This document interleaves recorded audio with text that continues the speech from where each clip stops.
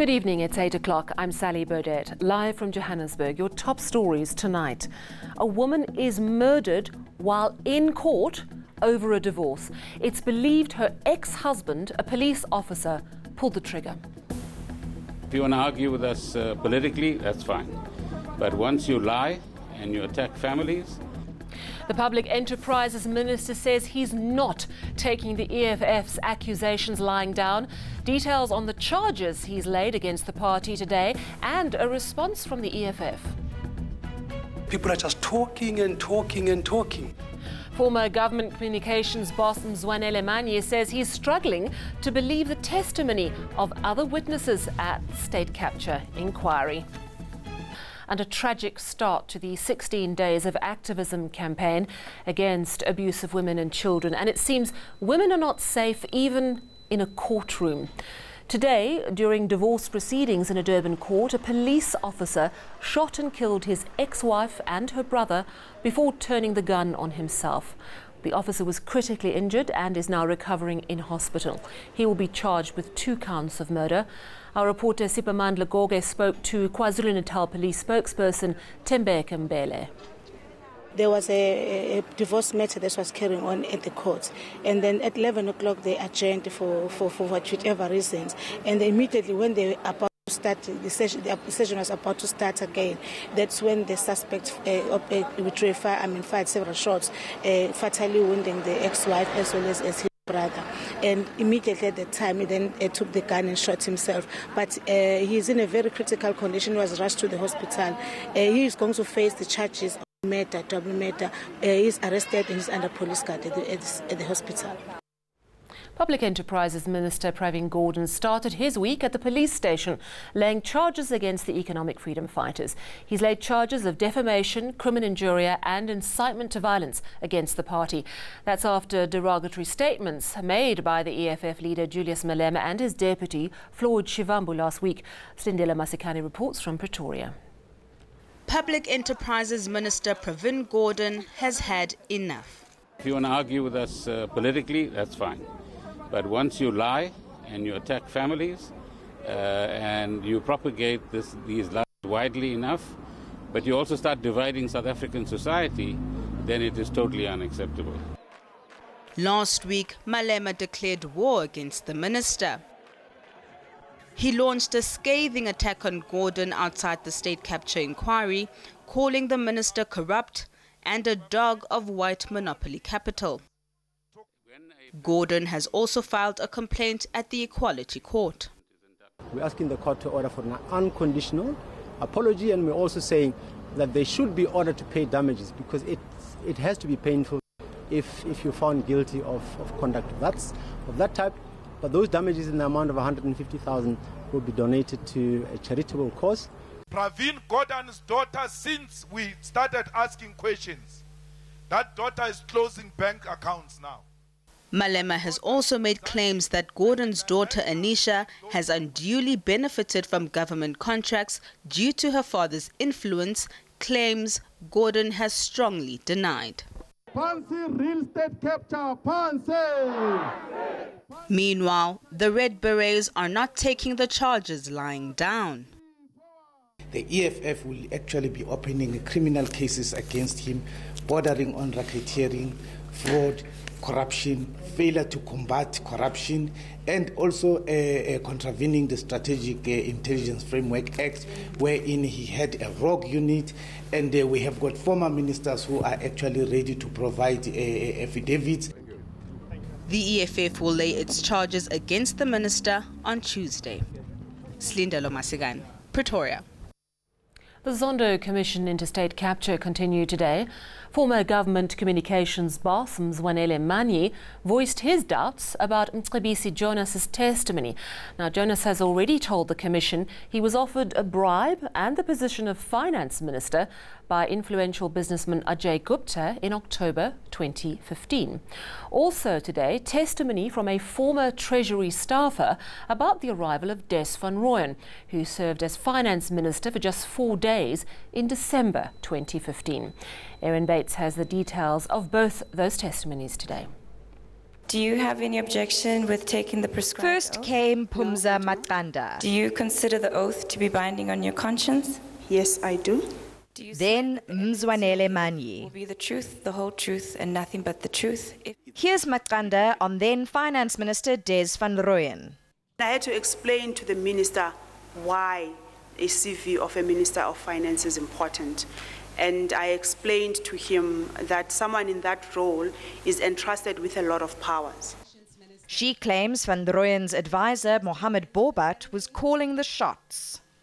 Did you get the impression that Mr. Bobat was basically beginning to dictate the rules that he thought should be followed? I got the sense that he was ignorant of the rules, but he also was not interested in what the rules were. But even if the rules were there, he would disregard them and he would make new rules. Manyi began leading his own evidence, calling some shots of his own. Lord Chairperson, let's go to lunch. Some questions he avoided. Do you accept that members of the Gupta family and the businesses that they own have been seriously implicated by way of credible evidence led before the chairperson up to this point in serious malfeasance of state capture? Well, my answer is I don't know. Former Deputy Finance Minister Mcebisi Jonas testified a Gupta brother offered him a bribe to become Finance Minister. Manyi calls such testimony poetry. People are just talking and talking and talking. Manyi's testimony resumes on Tuesday. We adjourn. ANC National Chairperson Gwede Mantashe may speak afternoon. Erin Bates, Johannesburg. In other local news, soccer legend Mike Sporo Mangena was granted bail of 50,000 rand in the Randfontein Magistrates Court today. Mangena and 3 others were arrested after police discovered a suspected drug lab on the football commentator's plot. His co-accused will remain behind bars. The 4 men will appear in court again on the 21st of February next year. Johannesburg CBD was on lockdown today as police and Metro Police confiscated several tons of counterfeit goods. Formal and informal traders were raided. 10 undocumented foreign nationals were arrested as part of today's operation. A full bench of the Western Cape High Court will hear an urgent interdict by AfriForum later this week. The civil society group wants to stop a parliamentary process that could change the constitution and allow for land expropriation without compensation. The Joint Constitutional Review Committee recently adopted a resolution to amend Section 25 of the Constitution. AfriForum says the report is flawed and failed to consider hundreds of thousands of written submissions against changing the Constitution. Some very sad news this evening. The mother of double HP's son has died. Family spokesperson Nkululeko Mncana confirmed Lerato Kanye's death. She died in the early hours of this morning at a Johannesburg hospital. The cause of Lerato Kanye's death is not yet clear.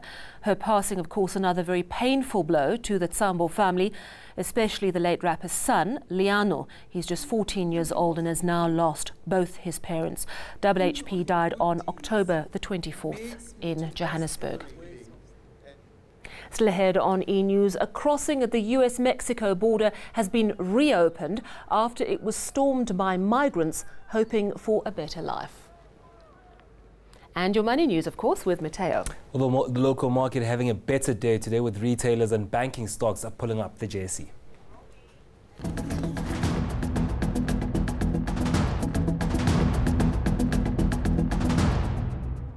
Time to talk money now with Mateo Kharipe. Good evening to you, Mateo. And Pepkor has been fined by the Johannesburg Stock Exchange. Explain to us why and what the link is between Pepkor and Steinhoff. Well, the link is basically that Christa Visser's Pep stores and Pepkor was once part of Steinhoff, under Steinhoff Africa Retail. And of course, they've now separated from the company since the accounting corruption that's happened last year in December. The main problem with this particular deal is that Pepkor was then giving surety to Steinhoff for about 15 billion rand for Steinhoff's debt, something shareholders did not know about. Another problem with this is that when you are going to list on the JSE, as the company was about to, they didn't let shareholders know. And you do tell shareholders this information so they know whether to give you their money or not. So it does seem quite deliberate and quite shady the way this went about. And also that, Pepco didn't tell its own shareholders that it was also giving off loans to managers and directors. Of course, this is very legal. But under the JSE law, if you are a listed company, you need to tell your shareholders that should anything happen to the company, we are, giving out loans to the directors and managers of this particular company, and they are indebted to us. Is a $5 million fine just a slap on the wrist for a big company like Pepco? I think if you look at the market cap of a company like Pepco, and that's about 68 billion, if I'm not mistaken, sure. And you look at the value of the company and how much it actually makes in terms of revenue, this is definitely a slap on the wrist. And the JSE has come under a lot of scrutiny lately, especially with the Steinhoff case, not wanting to delist the company, even though it had crashed because of accounting corruption. That they are quite soft on, the JSE listed companies and white collar crime as well. So it's a very tough one for them. But the fact that they're also suspending 1 million of that 5 million for a year also shows you that, it's going to be very hard for them to stop this type of behavior. Absolutely. How are the markets today? A better day, I believe. Better day today. The rand was much stronger, and that pushed, of course, retail and banking stocks today. The all share up more than 1%, close to 2%. In fact, and industrials backed by a stronger Naspers share, while financials were up more than 3%. In terms of mining shares, they didn't have a good day today. Gold was down more than 1% and platinum was marginal, with resources closing off that negative trade.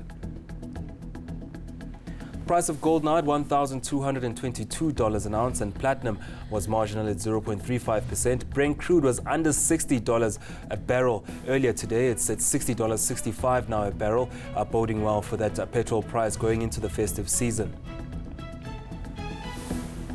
The local currency was stronger against all three major currencies earlier in the day, but has since tracked back by a few cents now at 13.89 against the greenback, at 15.75 against the euro, and also at 17.80 weaker against the pound. Not a bad Monday, all told. Thank you very much. We'll chat to you again tomorrow evening at the same time. Let's move now to news from further afield. Tension between Ukraine and Russia is escalating. The Ukrainian president has declared martial law. This after the Russian Coast Guard fired on Ukrainian Navy vessels, wounding 6 crew members. Now, yesterday, 3 Ukrainian Navy ships were sailing off the coast of Crimea, which Russia annexed 4 years ago. They say Russia rammed one of their boats before capturing all 3. Russia claims the ships were there illegally. The United Nations Security Council has called an emergency meeting today to discuss the matter. To the United States of America, where the country's busiest border crossing with Tijuana in Mexico has reopened. A confrontation with migrants yesterday forced it to close temporarily, but US President Donald Trump is threatening to close the border permanently. Yesterday, US police fired tear gas to repel hundreds of people trying to force their way into America.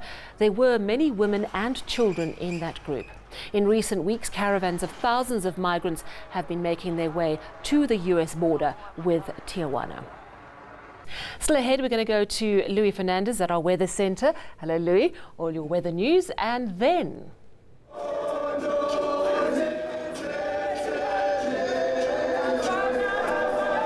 matriculants across the country celebrating after writing their final exam.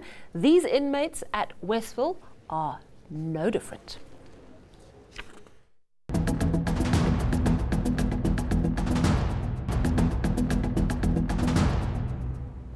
We've had quite a lot of rain and cloud about. Let's get the details now from Cape Town. Louis Fernandez standing by. Good evening to you, Louis. What can you tell us? Good evening, Sally. Well, it's been a stormy day for some parts of South Africa. currently have some active storms in the northern and eastern Cape as well as in KwaZulu-Natal, and some areas stay wet overnight over the central interior, while a cold front will be bringing in some showers towards the western and eastern Cape, so a wet start to Tuesday for some areas in the south. In the afternoon, it's going to be hot in the east with more thunderstorms developing over those areas, and later on in the day another cold front makes landfall in the western Cape, bringing a few drops of rain to Cape Town and once again towards the south coast. In the northern Cape, we're going to see a drop in temperature for some areas, including Sutherland, where there could be showers, a few thunderstorms towards the east, and it does become windy across the province for the afternoon. A much cooler day in the western Cape, along with some rain, especially along the south coast and the adjacent interior, while we could also see a few showers crossing the mountains into parts of the Karoo. It'll be a hot start to your Tuesday over parts of the Eastern Cape, but the front is moving through the province, bringing wet weather to the area along with a drop in temperature. Ahead of that cold front, it's going to be a very hot day in KwaZulu-Natal, but thankfully there could be a few thunder showers that could cool you down later, and it's going to be a partly cloudy afternoon in Mpumalanga area, very hot in the Lowveld, 41 degrees for Skukuza. And there'll be similar temperatures for parts of Limpopo, but for this province there's also a small chance for a few thunder showers in the south. Isolated thunderstorms in a hot northwest, Mahikeng, 34 degrees, your expected maximum.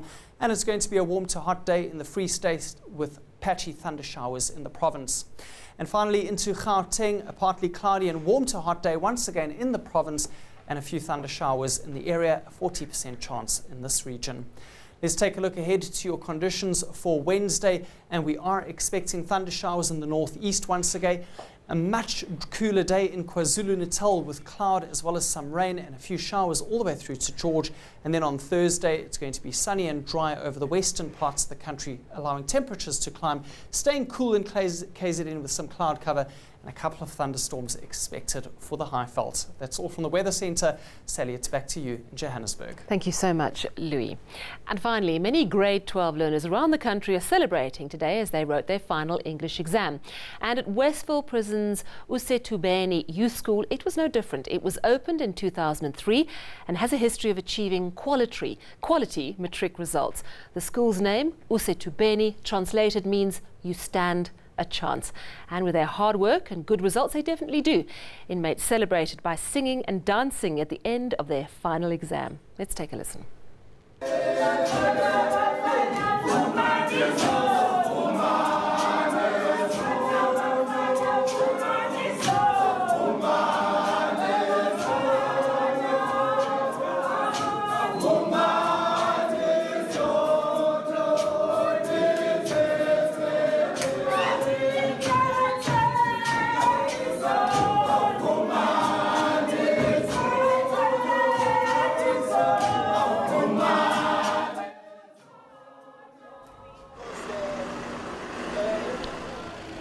Let's recap your top story before we go. A woman is murdered while in court over a divorce. It's believed her ex-husband, a police officer, pulled the trigger. If you want to argue with us politically, that's fine. But once you lie and you attack families... The Public Enterprises Minister says he's not taking the EFF's accusations lying down. Details on the charges he's laid against the party and a response from the EFF. People are just talking and talking and talking. Former government communications boss Mzwanele Manyi says he's struggling to believe the testimony of other witnesses at the state capture inquiry. From me and the team, it's a very good night.